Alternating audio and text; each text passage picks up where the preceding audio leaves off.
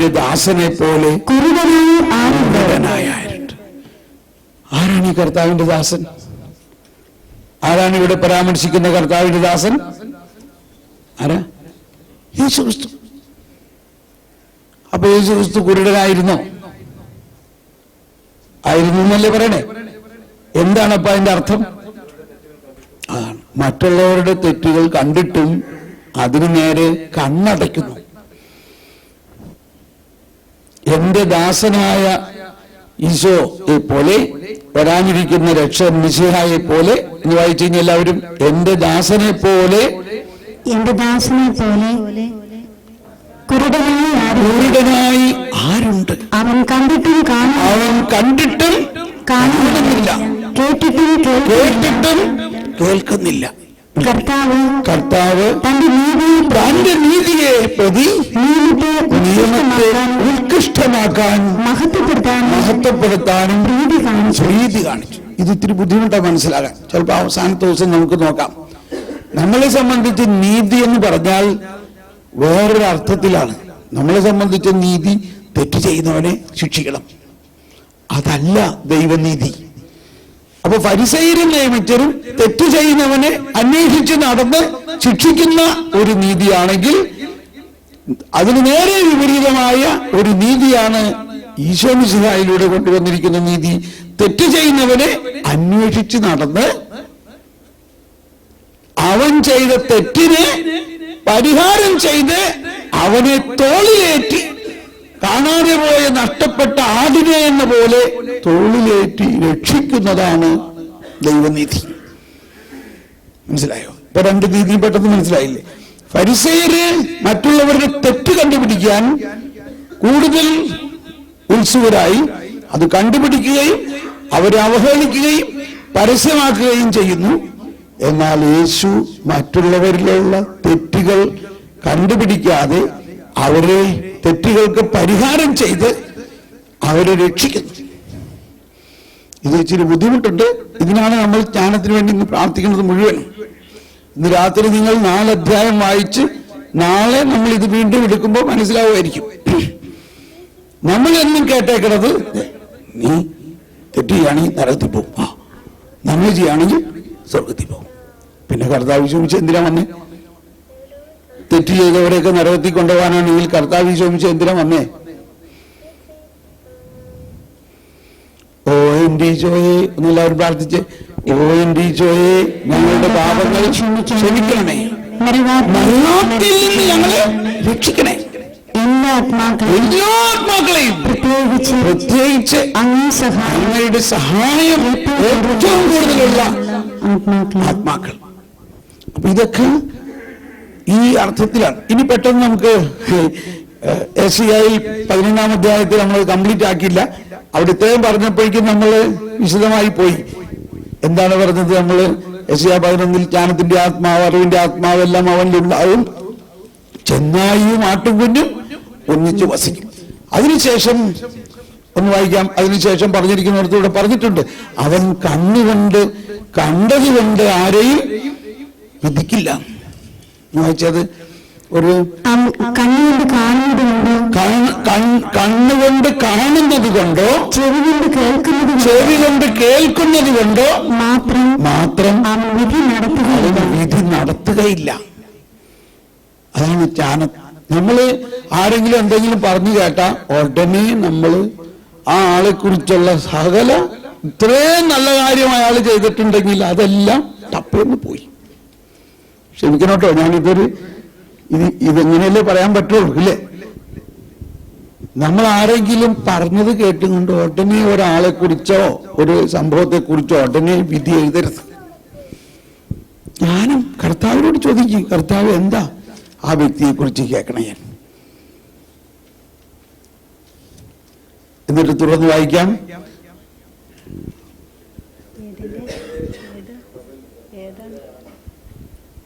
വായിക്കാം. അവൻ ധർമ്മനിഷ്ഠയോടെ വിധിക്കും, ഭൂമിയിലെ എളിയവരോട് അവൻ നീതിപൂർവ്വം വർത്തിക്കും. ആത്മാബന്ധമുണ്ട് അവൻ ഭൂമിയെ പ്രഹരിക്കും, അവന്റെ മേൽ ദുഷ്ടരെ നിഗ്രഹിക്കും. നീതിയും വിശ്വസ്തതയും കൊണ്ട് അവൻ അരമുറുക്കും. ചെന്നായും ആട്ടിൻകുട്ടിയും ഒന്നിച്ചു വസിക്കും. പൊള്ളിപ്പൊലി കോലാട്ടിൻകുട്ടിയോട് കൂടെ കിടക്കും. പശുക്കിടാവും സിംഹക്കുട്ടിയും ഒന്നിച്ചു മേയും. ഇനി 9ാമത്തെ വചനം വായിക്കാം. എന്റെ വിശുദ്ധഗിരിയിൽ ആരും ദ്രോഹമോ നാശമോ ചെയ്യുകയില്ല. സമുദ്രം ജലം കൊണ്ടെന്ന പോലെ, എല്ലാവരും ശബ്ദമുയർത്തി, സമുദ്രം ജലം കൊണ്ടെന്ന പോലെ ഭൂമി കർത്താവിനെ കുറിച്ചുള്ള ജ്ഞാനം കൊണ്ട് നിറയും. ഇതാണ് ലോകാവസാനം എന്ന് പറയുന്നത് വാസ്തവത്തിൽ. അപ്പോ ലോകാവസാനം എന്ന് പറയുമ്പോ കർത്താവിന്റെ വീണ്ടും വരവെന്നെല്ലാം പറയുന്നതിന് മുമ്പ് നടക്കേണ്ട ഒരു സംഭവമാണ്. എന്താ മുമ്പ് നടക്കുക? ഈശോ തന്നെ പറഞ്ഞിട്ടുണ്ട് മത്തായി 24:14, രാജ്യത്തിന്റെ ഈ സുവിശേഷം ലോകം മുഴുവൻ പ്രഘോഷിക്കപ്പെടും, എല്ലാ ജനതകളുടെയും സാക്ഷ്യത്തിനായി. അതായത് ഈ ലോകത്തിലുള്ള എല്ലാ ജനതകളും യേശുവിനെ കുറിച്ചുള്ള ജ്ഞാനം കൊണ്ട് നിറയും. അതാണ് യെശയ്യാ 11. സമുദ്രം ഒന്നെല്ലാവരും ഏറ്റു പറഞ്ഞുകൊണ്ട്, സമുദ്രം ജലം കൊണ്ടെന്ന പോലെ ഭൂമി കർത്താവിനെ കുറിച്ചുള്ള ജ്ഞാനം കൊണ്ട് നിറയും. എല്ലാവരും ശബ്ദമുയർത്തി ഉച്ചത്തിലൊന്ന് വിശ്വസിച്ചുകൊണ്ട് പറഞ്ഞ്, സമുദ്രം ജലം കൊണ്ടെന്ന പോലെ ഭൂമി കർത്താവിനെ കുറിച്ചുള്ള ജ്ഞാനം കൊണ്ട് നിറയും. എല്ലാവരും പറയണില്ലെങ്കിൽ അതിന്റെ അർത്ഥം നിങ്ങൾ വിശ്വസിക്കണില്ല എന്നർത്ഥം. ക്ഷമിക്കണേ, ഒന്ന് ഉറപ്പിച്ച് പറയാമോ? നിങ്ങൾ വിശ്വസിക്കുന്നുണ്ടോ? ഇത് യെശയ്യാ 11:9. യെശയ്യാ 7:14 പറഞ്ഞത് പൂർത്തിയായി. എന്താണ് യെശയ്യാ 7:14 പറഞ്ഞത്? കന്യക ഗർഭം ധരിച്ച് ഒരു പുത്രനെ പ്രസവിക്കും, അവൻ എമ്മാനുവേൽ എന്ന് വിളിക്കപ്പെടും. 7:14. ഇതാ 11:9 പറയാണ്, ഈ എമ്മാനുവേൽ വന്നു കഴിഞ്ഞാൽ അവന്റെ ആത്മാവ് എല്ലാവരുടെ മേലും അവൻ വർഷിക്കും. എന്നിട്ട് എന്ത് സംഭവിക്കും? ഈ ലോകം മുഴുവൻ കർത്താവിനെ കുറിച്ചുള്ള ജ്ഞാനം കൊണ്ട് നിറയും. ഈ പ്രവചനം പൂർത്തിയാകുമെന്ന് വിശ്വസിക്കുന്നവർ മാത്രമെന്ന് കരമുയർത്തുക. Praise the Lord. Hallelujah. ഇത് വിശ്വസിക്കൂ. ഇത് വിശ്വസിക്കുമ്പോൾ നടപ്പാകും. ചിലവര് പറയാണ്, ഇതൊക്കെ തിയറി. ഈ എന്താ വിചാരിക്കണേ? ഇത്ര കോടിക്കണക്കിന് ഹിന്ദുക്കളും മുസ്ലിങ്ങളൊക്കെ യേശുക്രിസ്തുവിനെ കുറിച്ച് അറിയുന്ന ഹമ്പക് ഇങ്ങനെ പറയുന്നവരുണ്ട്. അപ്പൊ എന്തുകൊണ്ടാ പറയണേ? ഈ പ്രവചനം വിശ്വസിക്കുന്നില്ല. ഇതൊരു പ്രവചനമാണോ? ഇത് പൂർത്തിയാകുമോ? യേശുക്രിസ്തു എന്തിനാ വന്നത്? സകല ജനതകൾക്കും വേണ്ടിയാണ് വന്നതെന്ന് വിശ്വസിക്കുന്നുവോ? അപ്പൊ ഇങ്ങനെ നമ്മുടെ വിശ്വാസം വർദ്ധിക്കണേ. ഒന്നുകൂടി വിശ്വസിച്ചുകൊണ്ട് കരം ഉയർത്തി ഏറ്റു പറഞ്ഞ്, സമുദ്രം ജലം കൊണ്ടെന്ന പോലെ ഭൂമി കർത്താവിനെ കുറിച്ചുള്ള ജ്ഞാനം കൊണ്ട് നിറയും. ഇതങ്ങ് വിശ്വസിക്കും. നമ്മളിത് വിശ്വസിക്കുമ്പോഴാണ് നമുക്ക് ഭയങ്കര, നമ്മൾ ഈ അന്ധകാരത്തിന് കണ്ട് പേടിക്കേണ്ട ആവശ്യമൊന്നുമില്ല. ഇന്ന് IS-കാർ അവരിവരൊക്കെ ഉണ്ടാവും, പക്ഷെ ഇവരെല്ലാം കാലക്രമേണ ആരായി മാറും? യേശുക്രിസ്തുവിനെ കുമ്പിട്ട് ആരാധിക്കുന്നവരായി മാറും. കാരണം എന്താ പറഞ്ഞിരിക്കുന്നത്? സകല മുട്ടുകളും മടങ്ങും. ഇതൊരു കർത്താവിന്റെ കരുണയാണത്. അപ്പോ ഈ ജ്ഞാനമാണ് ഇവിടുത്തെ വിഷയം. യേശുക്രിസ്തുവിനെ കുറിച്ചുള്ള അറിവാണ് ജ്ഞാനം. അതിന് മറ്റൊരു വാക്ക് നമ്മൾ പറഞ്ഞു. എന്താണത്? നിത്യജീവൻ എന്ന് പറഞ്ഞാൽ എന്താണ്? ഏകസത്യദൈവമായ അങ്ങയെയും അങ്ങയച്ച യേശുക്രിസ്തുവിനെയും അറിയുക. അപ്പൊ ഇന്ന് ലോകം അത് അറിയാത്തതിന്റെ കാരണം ലോകത്തിലേക്ക് ഈ അറിയുന്ന ആൾക്കാരിലൂടെ ജ്ഞാനം പകരണം. ഈ അറിയുന്ന ആൾക്കാര് ഭൂമിയുടെ ഉപ്പാകണം, ലോകത്തിന്റെ പ്രകാശമാകണം. നമ്മൾ ഇത് അറിഞ്ഞുകൊണ്ട് അവർക്ക് വേണ്ടി കർത്താവേ, ഈ അറിയാത്തവർക്ക് ഈ ജ്ഞാനം കൊടുക്കണേ. അങ്ങനെ നമ്മളിൽ ജ്ഞാനം നിറയുമ്പോൾ ഈ ജ്ഞാനം ലോകം മുഴുവനിലേക്കും പ്രസരിക്കും. Praise the Lord. ഇപ്പൊ ഒരുവിധം ശരിയായിട്ടില്ലേ? ഇനി നമ്മൾ കൊറിന്ത്യൻസില് 1 കൊരിന്ത്യസ് 2-ാം അധ്യായത്തിൽ 5-ാമത്തെ വചനത്തിൽ പറഞ്ഞിരിക്കുന്ന കാര്യം ഒന്ന് ശ്രദ്ധിക്കണം. എന്തുകൊണ്ടാണ് ഈ ജ്ഞാനം മറ്റുള്ളവരിലേക്ക് പടരാത്തത് എന്നുള്ളത് നമുക്ക് മനസ്സിലാകാം. ഇവിടെ 1 കൊരിന്ത്യസ് 2-ാം അധ്യായത്തിൽ 5-ാമത്തെ വചനം പറയുന്നത്, നിങ്ങളുടെ വിശ്വാസത്തിന്റെ അടിസ്ഥാനം മാനുഷിക വിജ്ഞാനമാകാതെ ദൈവശക്തിയാകാനായിരുന്നു അത്. Price the Lord. ഒന്ന് ഉച്ചത്തിൽ പറഞ്ഞ്, നിങ്ങളുടെ വിശ്വാസത്തിന്റെ അടിസ്ഥാനം മാനുഷിക വിജ്ഞാനമാകാതെ ദൈവശക്തിയാകാനായിരുന്നു അത്. ഒന്നുകൂടി ഉച്ചത്തിൽ പറഞ്ഞ്,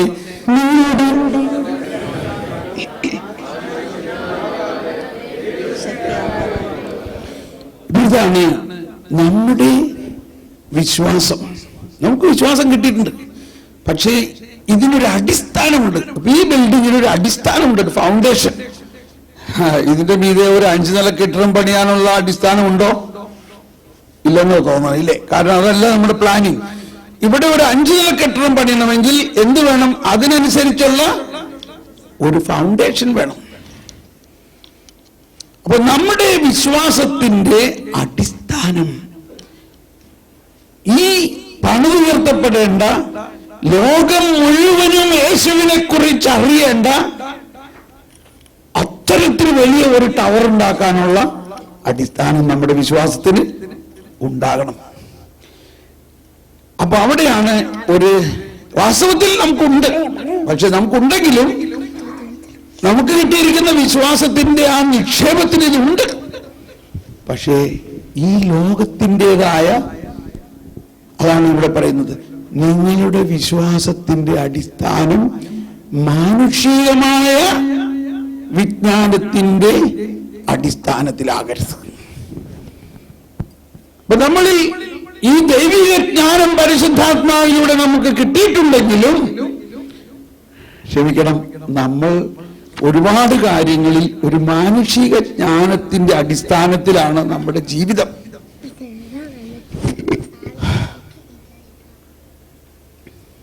ക്ഷമിക്കണം, ഞാനിത് പറയുമ്പോൾ കുറ്റം പറയല്ല, വേറെ ഒരു നിവൃത്തിയില്ല ഇത് പറയാണ്ട്. അപ്പൊ നമ്മൾ ഈ ഭൗതികവും മാനുഷികവുമായ ചില ബോധ്യങ്ങളിൽ കുടുങ്ങിക്കിടക്കുന്നത് കൊണ്ട് ഈ ദൈവിക ജ്ഞാനത്തിന്റെ വെളിപാടുകൾ നമുക്ക് കിട്ടുന്നില്ല.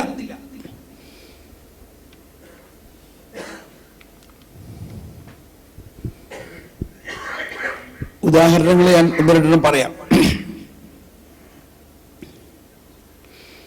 നമ്മള്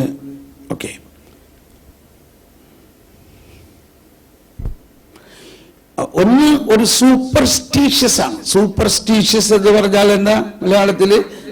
അന്ധവിശ്വാസം.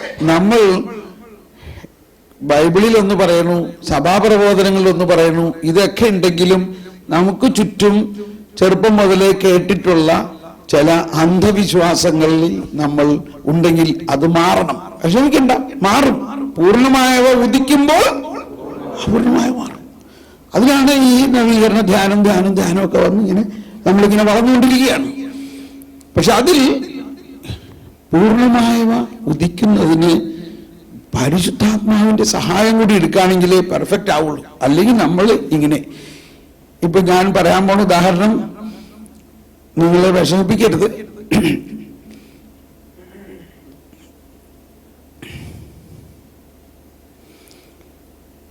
ഒരാളെന്നോട് ഒന്ന് പറഞ്ഞു, ബ്രദറെ, എൻ്റെ ഒരു അനന്തരവൻ എന്ന് പറഞ്ഞാൽ നെവ്യൂ, അവൻ എപ്പോഴും ആർഗ്യുമെന്റാണ്. അവൻ പറയണത് ഈ സഭ ഒന്നും ശരിയല്ല, ഈ അച്ഛന്മാർ ശരിയല്ല, ക്രിസ്ത്യാനികൾ ശരിയല്ല, പോപ്പ് ശരിയല്ല, എല്ലാത്തിനും അവൻ ആർഗ്യുമെന്റാണ്. അതുകൊണ്ട് എനിക്ക് അവനോട് ഉത്തരവൊന്നും പറയാൻ പറ്റണില്ല. സാറൊന്ന് അവനോടൊന്ന് ആർഗ്യുമെന്റ് ചെയ്യാമോന്ന്. ആർഗ്യുമെന്റ്, ഉത്തരം പറയാൻ ആർഗ്യുമെന്റ്. ഞാൻ പറഞ്ഞു ശരി, എൻ്റെ അടുത്ത് വിട്ടോ, നമുക്കെന്താ ധൈര്യം, പരിശുദ്ധാത്മാവല്ലേ നമ്മുടെ കൂടെ ഉള്ളേ. എന്ത് ആർഗ്യുമെന്റിനും ഉത്തരം പരിശുദ്ധാത്മാവ് നമുക്ക് തരും. അപ്പൊ ഇവൻ വന്നിങ്ങനെ കുറെ ആർഗ്യുമെന്റുകൾ പറയാൻ തുടങ്ങിയപ്പോ അവന്റെ ഒരു ആർഗ്യുമെന്റ് ഇതാണ്: എനിക്ക് പണ്ട് നല്ല വിശ്വാസം ഉണ്ടായിരുന്നു, ഇപ്പോ കത്തോലിക്ക സഭയുടെ ചില പ്രവൃത്തികൾ കാരണം എൻ്റെ ഉള്ള വിശ്വാസം പോയി. ചിലവർക്ക് ഇങ്ങനെ പറയാറുള്ളതാണല്ലോ. ഞാൻ പറഞ്ഞു, എടാ മോനെ, എന്റെ പോയിട്ടില്ലല്ലോ, ഞാനും അതേ കത്തോലിക്ക സഭയിൽ തന്നെയല്ലേ. ആഹാ, അതങ്ങനെയല്ല. അപ്പൊ അവൻ വീണ്ടും പറയാൻ തുടങ്ങി. അപ്പൊ ഞാൻ പറഞ്ഞു, നീ ശ്രദ്ധിക്ക്, നിനക്ക് ഉണ്ടായിരുന്നു എന്ന് പറയണില്ലേ വിശ്വാസം, അത് ശരിക്കും വിശ്വാസം ആയിരുന്നില്ല. അപ്പൊ അവൻ ദേഷ്യായി, അവൻ എന്നോട് ദേഷ്യാകാൻ തുടങ്ങി. അവനെയല്ല, എനിക്ക് നല്ല വിശ്വാസം ഉണ്ടായിരുന്നു, ഞാൻ എല്ലാ ദിവസവും പള്ളിയിൽ പോയിരുന്നു, ഞാൻ അങ്ങനെ ചെയ്തത് ഇങ്ങനെയായിരുന്നു. അതൊക്കെ ഒരു ചടങ്ങായിട്ട് നീ പോയിന്നല്ലേ ഉള്ളൂ. നിനക്ക് ശരിക്കും വിശ്വാസം ഉണ്ടായിരുന്നുവെങ്കിൽ ഈ വിശ്വാസം എന്ന് പറയണത് അങ്ങനെ പോണ സാധനമല്ല. വിശ്വാസം എന്ന് പറയുന്നത് ദൈവം തരുന്ന ഒരു ദാനമാണ്. It is a treasure. അത് ഇൻഫിനിറ്റ് ആണ്, അതിന് അനന്തതയുള്ളതാണ്. ഈ അപ്പസ്തോലന്മാരെല്ലാം വിശ്വാസം കിട്ടിയിട്ട് അവർ പോയോ? അവരതിനു വേണ്ടി രക്തം കൊടുത്തില്ലേ?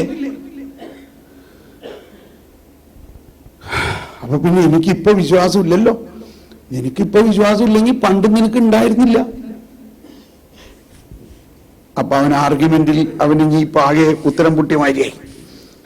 അപ്പൊ ഞാൻ പറഞ്ഞു, ഞാൻ ഒരു കാര്യം ചോദിക്കാം, ഞാനൊരു ടെസ്റ്റ് ചെയ്യാം, നിങ്ങൾക്ക് എന്തോരം വിശ്വാസം ഉണ്ടായിരുന്നു എന്നുള്ളത് ഒന്ന് ടെസ്റ്റ് ചെയ്യാം നമുക്ക്.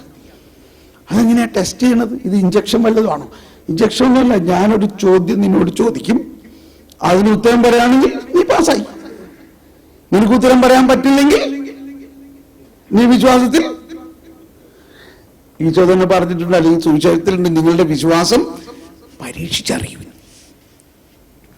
ഇപ്പൊ നിങ്ങൾക്കും ആകാംക്ഷയായിരുന്നു തോന്നണേ. ആകാംക്ഷ ഉണ്ടോ? എന്താ ആകാംക്ഷ? അതെന്താണ് ടെസ്റ്റ്? നമുക്കും നമ്മുടെ പിള്ളേരുടെ അടുത്തൊന്നും ചോദിക്കാൻ ഉദ്ദേശിച്ചിട്ടാവൂലേ? ആകാംക്ഷ ആകണം. ഞാൻ അവനോട് പറഞ്ഞു, ചോദ്യം ഇതാണ് ചോദിച്ചത്. അപ്പൊ അവനാകെ ടെൻഷൻ അടിക്കാൻ തുടങ്ങി.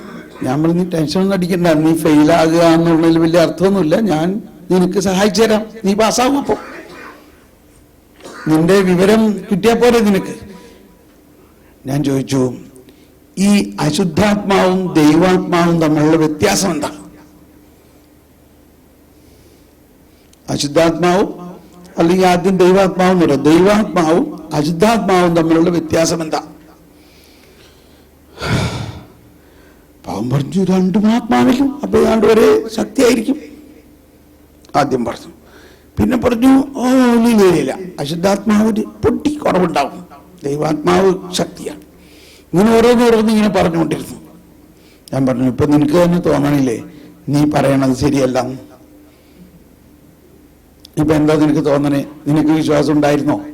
നിനക്ക് വിശ്വാസം കൃത്യമായിട്ടുണ്ടായിരുന്നുവെങ്കിൽ പെട്ടെന്ന് നീ ഉത്തരം പറഞ്ഞേനെ, കറക്റ്റ് ഉത്തരം പറഞ്ഞേനെ.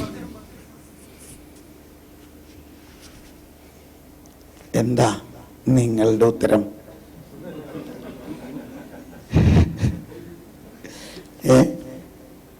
നിങ്ങളുടെ ഉത്തരം എന്താ? അശുദ്ധാത്മാവും ദൈവാത്മാവും തമ്മിലുള്ള വ്യത്യാസം എന്താ?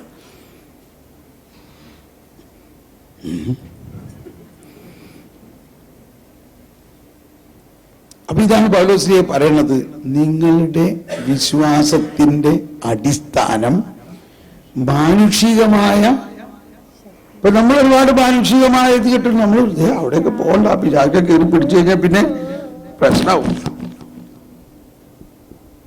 ഒരുപാട് ബന്ധനം പ്രാർത്ഥനയൊക്കെ നടത്തി തയ്യാറായിട്ട് പോയാൽ മതി. ആരും എന്താണെന്നും പറയാത്തെ പറയും. എന്താണ് അശുദ്ധാത്മാവും ദൈവാത്മാവും തമ്മിലുള്ള വ്യത്യാസം? ഓക്കെ, നിങ്ങൾ എളിമ കൊണ്ടായിരിക്കും പറയാതിരിക്കണമെന്ന് വിചാരിച്ച് ഞാൻ പറയാൻ പോവാ. ദൈവാത്മാവ് അനന്തമാണെന്ന് നമ്മൾ പറഞ്ഞു, ഇൻഫിനിറ്റ് ഇല്ലേ? ദൈവാത്മാവ്, ദൈവം സൃഷ്ടാവാണ്. എന്നാൽ അശുദ്ധാത്മാവോ സൃഷ്ടിയാണ്. എങ്ങനെ? ദൈവം അശുദ്ധാത്മാവിനെ സൃഷ്ടിച്ചില്ല. അശുദ്ധാത്മാവ് എങ്ങനെ ഉണ്ടായി? ദൈവം സൃഷ്ടിച്ച മാലാഖമാർ വഴിവഴച്ചപ്പോഴാണ് അവർ അശുദ്ധാത്മാവായി മാറിയത്. അപ്പൊ ബേസിക് ആയിട്ട് ഭയങ്കര വ്യത്യാസമാണ്. കാറ്റഗിസത്തിൽ 395 ഖണ്ഡികയാണ്. 395 ഖണ്ഡികയിൽ പറയുകയാണ്, പിശാച് 395 പിശാചിന്റെ ശക്തി അനന്തമല്ല. അവൻ ഒരു സൃഷ്ടി മാത്രമാണ്. പൂർണ്ണമായ അരൂപി എന്ന നിലയിൽ അവൻ ശക്തനാണെങ്കിലും അവൻ എന്നും ഒരു സൃഷ്ടിയാണ്. ദൈവരാജ്യത്തിന്റെ നിർമ്മിതി തടയാൻ അവൻ ശക്തനല്ല. ദൈവത്തോടും യേശുക്രിസ്തുവിൽ സാക്ഷാത്കൃതമാകുന്ന ദൈവരാജ്യത്തോടും തികഞ്ഞ വിദ്വേഷത്തോടെ പിശാച് ഈ ലോകത്തിൽ പ്രവർത്തിച്ചേക്കാം, പ്രവർത്തിക്കുന്നുണ്ട്. പക്ഷേ സൃഷ്ടാവായ ദൈവം അനുവദിക്കാതെ സൃഷ്ടിയായ പിശാചിന് ഒന്നും ചെയ്യാൻ പറ്റില്ല. എന്നാൽ ഇവിടെ തന്നെ പറയുന്നുണ്ട്, ഇതൊരു വിസ്മരണീയമാണ്.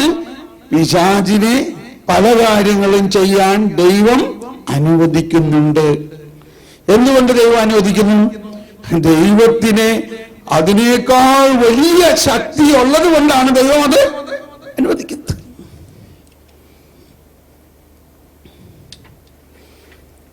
അതാണ് പൗലോസ് പറയുന്നത്, നിങ്ങളുടെ വിശ്വാസത്തിന്റെ അടിസ്ഥാനം.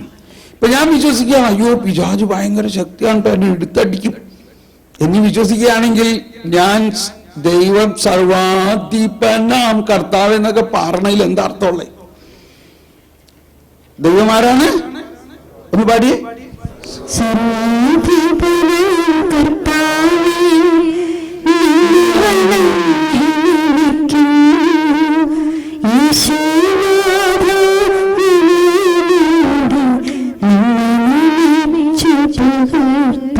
ഇത് ഭയങ്കര ഒരു കാര്യമാണ്. ഞാൻ അപ്പൊ ഈ കേസ് കംപ്ലീറ്റ് ആക്കാം നമുക്ക്, ഈ ഇന്റർവ്യൂ. അപ്പൊ ഇവനോട് ഇത് പറഞ്ഞപ്പോണ്ടല്ലോ, ഇവനോട് ഞാനിങ്ങനെ ഉത്തരം പറഞ്ഞ വഴി അവനങ്ങ് മുട്ടുകുത്തി എന്റെ കാൽക്കൽ വീണു. ഞാൻ അവനെ പിടിച്ചെഴുന്നേറ്റിച്ചു. എന്നിട്ട് പറഞ്ഞു, നീ വിഷമിക്കൊന്നും വേണ്ട, ഇതൊക്കെ എല്ലാവർക്കും ഇങ്ങനെ തന്നെ സംഭവിക്കണേ. നീ ഇപ്പൊ മനസ്സിലായില്ലേ, നിന്റെ വിശ്വാസത്തിന്റെ ഒരു മെച്യൂരിറ്റിയിലേക്ക് നിനക്ക് വരണമെങ്കിൽ ജ്ഞാനത്തിന് വേണ്ടി പ്രാർത്ഥിക്കണം. ദൈവത്തിന്റെ ജ്ഞാനത്തിലൂടെ ദൈവത്തെക്കുറിച്ചുള്ള വെളിപാട് കിട്ടണം. വെളിപാട് എന്ന് പറഞ്ഞാൽ ദൈവത്തെക്കുറിച്ചുള്ള അറിവ്. അപ്പൊ അവന്റെ സകല ആർഗ്യുമെന്റുകളും നിന്നു. അവൻ പറഞ്ഞു, ബ്രദറെ എന്നോട് ക്ഷമിക്കണം, ഞാൻ ഇനി മുതൽ എല്ലാ ദിവസവും ജ്ഞാനത്തിന് വേണ്ടി പ്രാർത്ഥിക്കാം. ഇപ്പൊ എനിക്ക് മനസ്സിലായി എന്താണ് എന്റെ തെറ്റ്. അതായത് നമ്മളെല്ലാവരും സഭ പറയണതും ആത്മാപ്പ പറയണതും പെത്രാമച്ചൻ പറയണതും അച്ഛന്മാര് പറയണതും അവര് പറയണത് ഇവര് പറയണത് എല്ലാം മാനുഷിക ജ്ഞാനത്തിലൂടെ കാണുകയാണെങ്കിൽ എല്ലാം തെറ്റാണെന്ന് തോന്നുന്നു നമുക്ക്.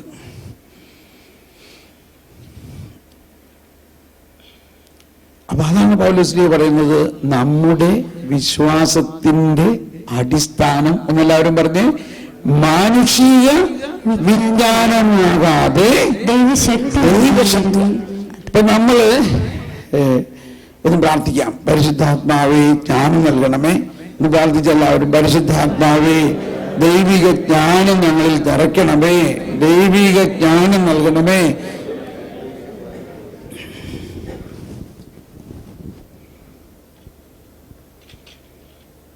ഒരുപാട് കാര്യങ്ങൾ നമ്മളിങ്ങനെ വളർച്ചയിലേക്ക് ഇങ്ങനെ പോയിക്കൊണ്ടിരിക്കുകയാണ്. അതുകൊണ്ടാണ് പൗലോസ് ശ്ലീഹ പറയുന്നത്, പൂർണ്ണമായവ ഉദിക്കുമ്പോൾ അപൂർണമായവ അസ്തമിക്കും. അപ്പൊ നമ്മൾ വിഷമിക്കൊന്നും വേണ്ട. നമ്മൾ പൂർണ്ണതയിലേക്ക് എത്തുന്നതിന്റെ ഒരു പ്രധാന കാര്യം അടുത്ത വചനങ്ങളിൽ പൗലോസ് ശ്ലീഹ പറയുന്നുണ്ട്. 6 മുതലുള്ള വചനം ഒന്നുകൂടി വായിക്കാം. ഈ 1 കൊരിന്ത്യസ് 2-ാം അധ്യായത്തില് 6, 7, 8, 9, 10 ഇത്തരം വചനങ്ങൾ.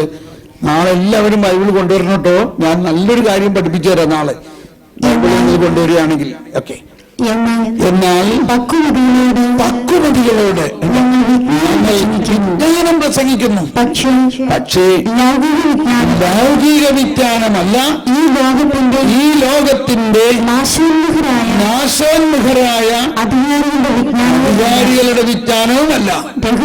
എല്ലാവരും കരമുയർത്തി, ഒരു കരമുയർത്തി, ശബ്ദമുയർത്തി, ഉച്ചസ്വരത്തിൽ രഹസ്യവും നിഗൂഢവും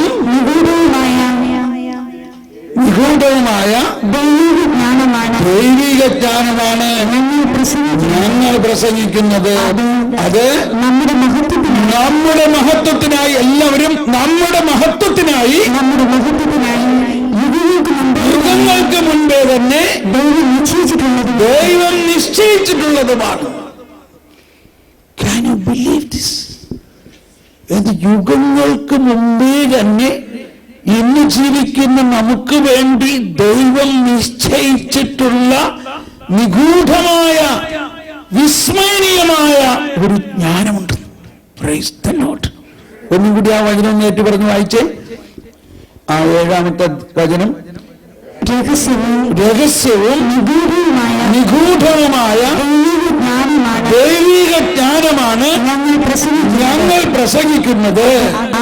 അത് നമ്മുടെ മഹത്വത്തിനായി യുഗങ്ങൾക്ക് മുമ്പേ തന്നെ ദൈവം നിശ്ചയിച്ചിട്ടുള്ളതുമാണ്. യുഗങ്ങൾക്ക് മുമ്പേ തന്നെ.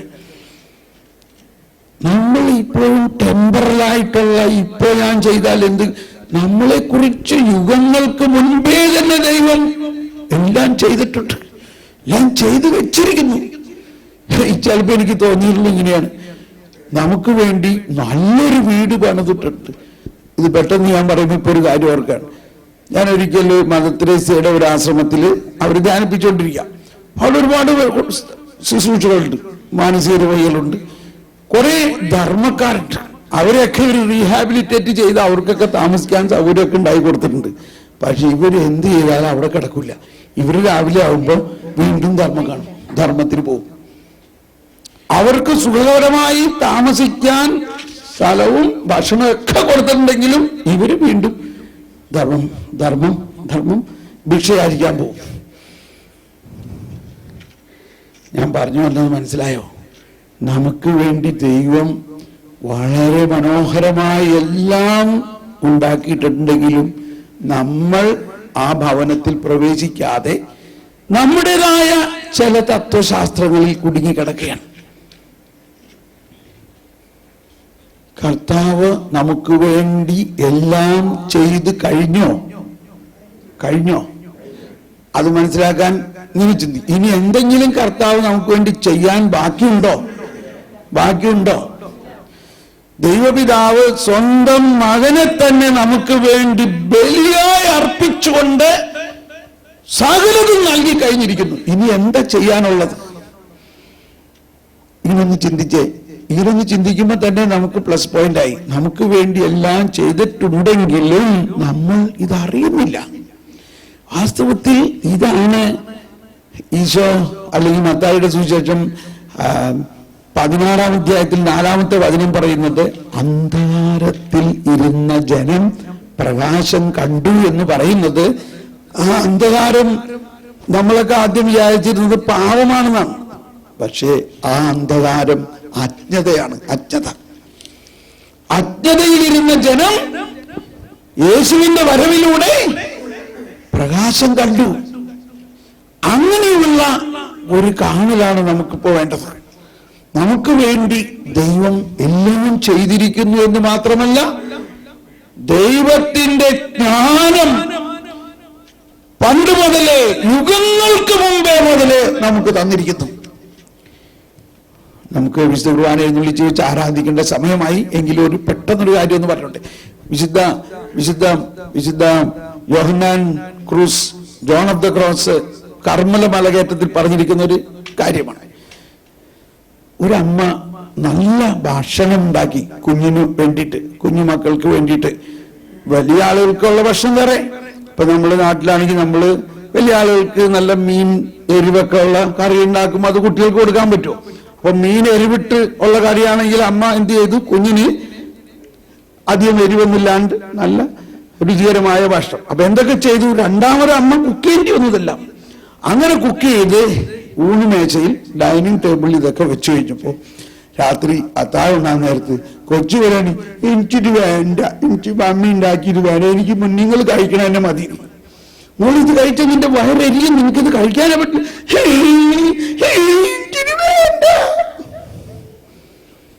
അപ്പൊ മമ്മി പറയണം, എന്റെ മോളിത് നിനക്ക് വേണ്ടി മാത്രം ഞാൻ ഉണ്ടാക്കിയതാണ്. ഞങ്ങൾക്ക് കഴിക്കാനുള്ളത് വേറെ ഉണ്ടാക്കിയിട്ട് നിനക്ക് വേണ്ടി മാത്രം ഞാൻ മാർക്കറ്റിൽ പോയി ഇത് മേടിച്ചു കൊണ്ടുവന്ന് ഇതൊക്കെ ഉണ്ടാക്കിയിട്ട് എനിക്ക് വേണ്ട. ഇപ്പൊ എന്ത് ചെയ്യും? അപ്പൊ അപ്പം പറയാണ്, അത് ചോദിക്കണത് കൊടുക്ക്, അത് ചോദിക്കണത് കൊടുക്ക്. അങ്ങനെ അത് ചോദിക്കണത് കൊടുത്തു. അതിനുവേണ്ടി പ്രത്യേകം ഉണ്ടാക്കിയിരിക്കുന്നത് അവിടെ തന്നെ ഇരിക്കണം. ക്ഷമിക്കണം, യോഹന്നാൻ ക്രൂസ് പറയണത് നമ്മൾ മിക്കവാറും ആളുകളുടെ പ്രാർത്ഥന ഇതുപോലെയാണെന്നാണ് പറയുന്നത്. ദൈവം നമുക്ക് വേണ്ടി പ്രത്യേകം ഉണ്ടാക്കിയിരിക്കുന്നത് നമ്മൾ കാണാതെ നമ്മുടെ മനുഷ്യബുദ്ധിയിൽ രൂപം കൊണ്ട, മാനുഷിക വിജ്ഞാനത്തിൽ രൂപം കൊണ്ട ചില ആഗ്രഹങ്ങളെ നമ്മളിങ്ങനെ പറഞ്ഞ് കരഞ്ഞ് കുറെ പ്രാർത്ഥിക്കുമ്പോൾ കർത്താവ് നമുക്ക് തരണം. നമ്മൾ ഉപകാരസ്മരണ പേപ്പറിലൊക്കെ എഴുതി ഒട്ടിക്കുകയും ചെയ്യണം. കിട്ടി, സാക്ഷ്യവും പറഞ്ഞു, ഞാൻ ഇന്ന ധ്യാനത്തിന് പോയി ഉദ്ദിഷ്ടകാലം സാധിച്ചു, പ്രൈസ് ദ ലോർഡ്. പക്ഷേ കർത്താവ് നമുക്ക് വേണ്ടി വേറെ ഇതിനേക്കാൾ വലിയ കാര്യം ഉണ്ടാക്കി വെച്ചിരുന്നത് അവിടെ ഇരിക്കുകയാണ്. എന്ത് വേണം പറയും? നമ്മൾ ആഗ്രഹിക്കുന്നത് വേണോ, കർത്താവ് നമുക്ക് വേണ്ടി മുൻകൂട്ടി തയ്യാറാക്കിയിരിക്കുന്നത് വേണോ പറയും? ഇന്ന് അതാണ് നമ്മുടെ വിഷയം. അതുകൊണ്ടാണ് അടുത്ത വചനം പറയുന്നത്, കണ്ണ് കാണാത്തതും കാത് കേൾക്കാത്തതും മനുഷ്യ മനസ്സ് നിരൂപിക്കുക പോലും ചെയ്യാൻ സാധിക്കാത്ത അത്രയ്ക്ക് വലിയതായ എന്തോ കർത്താവ് നമുക്ക് വേണ്ടി ഒരുക്കിയിട്ടുണ്ട്. അത് പരിശുദ്ധാത്മാവ് നമുക്ക് വെളിപ്പെടുത്തി തരുമെന്നാ പറയണത്. എന്നിട്ട് അടുത്ത വചനം പറയുന്നത്, എന്തെന്നാൽ ആത്മാവ് എല്ലാ കാര്യങ്ങളും ഒന്നിച്ചതിൽ പറഞ്ഞേ, ആത്മാവ് എല്ലാ കാര്യങ്ങളും ദൈവത്തിന്റെ നിഗൂഢ രഹസ്യങ്ങൾ പോലും അന്വേഷിച്ച് കണ്ടെത്തുന്നു നമുക്ക് വെളിപ്പെടുത്തി തരാൻ. സ്നേഹമുള്ളവരെ, ഇന്ന് രാത്രി നിങ്ങളുടെ ജീവിതത്തിൽ ഇങ്ങനെ ദൈവം നമുക്ക് വേണ്ടി വച്ചിരിക്കുന്നതിന്റെ തുറക്കലാണ്. ഇത്രയും നാൾ നമ്മൾ പ്രാർത്ഥിച്ചിട്ടുള്ളത് നമ്മുടെ മാനുഷിക ബുദ്ധിയിൽ രൂപം കൊണ്ടിട്ടുള്ള പല കാര്യങ്ങൾക്ക് വേണ്ടിയാണ്. അത് കിട്ടിയിട്ടുണ്ട്, ഒരു സംശയമില്ല. പക്ഷേ അതുകൊണ്ട് നമ്മൾ സാറ്റിസ്ഫാക്ടറി ആയോ? നമുക്ക് എങ്ങോട്ടൊരു സാറ്റിസ്ഫാക്ഷൻ ഇല്ല. ജീവിതത്തിൽ ഒരു സന്തോഷമില്ലെങ്കിൽ, അല്ലെങ്കിൽ ആ ജീവിതത്തിന്റെ ഒരു ഫുൾഫിൽമെന്റ് ഇല്ല. കാരണം ഫുൾഫിൽമെന്റ് ഉണ്ടാകുന്നത് ദൈവം നമുക്ക് വേണ്ടി ഒരുക്കിയിരിക്കുന്നത്. ഇത് വളരെ നല്ലൊരു പ്രാർത്ഥനയാണ്. അത്ഭുതാവഹമായി നമ്മുടെ ജീവിതത്തിൽ വലിയ കാര്യങ്ങൾ സംഭവിക്കും. വലിയ കാര്യങ്ങൾ, നമ്മുടെ ചിന്തയ്ക്കും ഭാവനയ്ക്കും അതീതമായ കാര്യങ്ങൾ. നമുക്കിങ്ങനെ പ്രാർത്ഥിക്കാം, ദൈവമേ ജ്ഞാനം നൽകണമേ, മാമോദീസായിലൂടെ എനിക്ക് നൽകിയിരിക്കുന്ന ആ ജ്ഞാനത്തിന്റെയും അറിവിന്റെയും നിധി തുറക്കണമേ. എനിക്ക് വേണ്ടി യുഗങ്ങൾക്ക് മുമ്പേ ഒരുക്കിയിരിക്കുന്ന ആ ജ്ഞാനം തുറക്കണമേ. ഒന്ന് സ്തുതിച്ച് പ്രാർത്ഥിച്ചുകൊണ്ട്, പരിശുദ്ധാത്മാവേ ഹല്ലേലൂയ ഹല്ലേലൂയ. നമ്മൾ ഉടനെ വിശുദ്ധ കുർബാന എഴുന്നള്ളിച്ച് വെച്ച് ആരാധിക്കാൻ തുടങ്ങുകയാണ്. Hallelujah hallelujah. ശബ്ദമുയർത്തി സ്തുതിച്ചുകൊണ്ട് ഹല്ലേലൂയ ഹല്ലേലൂയ ഹല്ലേലൂയ. മിശിഹാ കർത്താവ്.